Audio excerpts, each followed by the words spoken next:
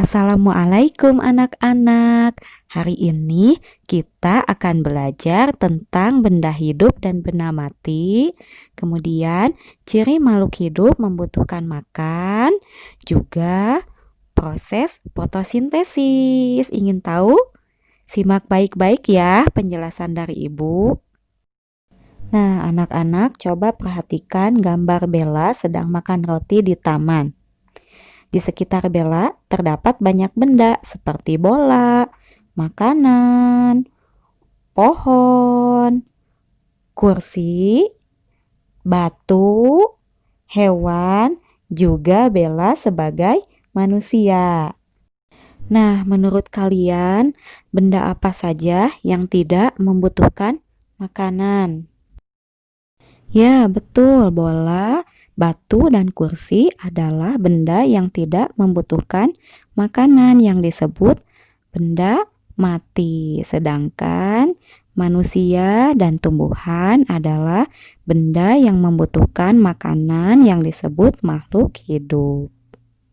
Salah satu ciri makhluk hidup adalah membutuhkan makanan untuk keberlangsungan hidupnya.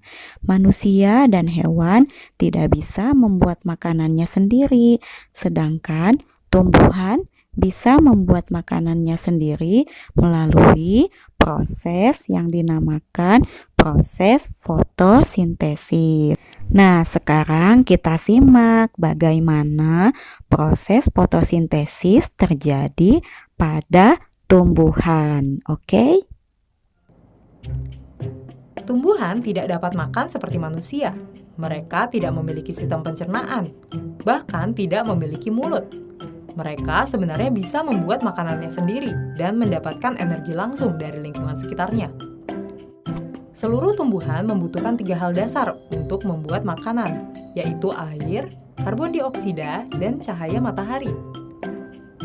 Bagian akar pada tumbuhan membantu memperoleh air dari bawah tanah dan mengirimnya bersama mineral ke batang, daun, dan seluruh bagian tanaman. Karbon dioksida yang tidak lain adalah gas yang kita temukan di udara, kemudian akan masuk ke dalam tumbuhan melalui lubang kecil yang terletak di bagian bawah daun yang kita sebut stomata. Tumbuhan akan membuat makanan berupa gula dari air dan karbon dioksida yang telah diperolehnya dengan menggunakan mesin khusus yang hanya dimiliki oleh tumbuhan, yaitu klorofil. Klorofil dapat menangkap energi dari cahaya matahari dan menggunakannya untuk mengubah air dan karbon dioksida menjadi gula. Proses ini yang kita sebut sebagai fotosintesis, yang diambil dari kata foto yang artinya cahaya dan sintesis yang artinya pembentukan. Gula yang dihasilkan dapat digunakan langsung oleh tumbuhan atau disimpan dalam bagian lain seperti buah yang sering kita konsumsi.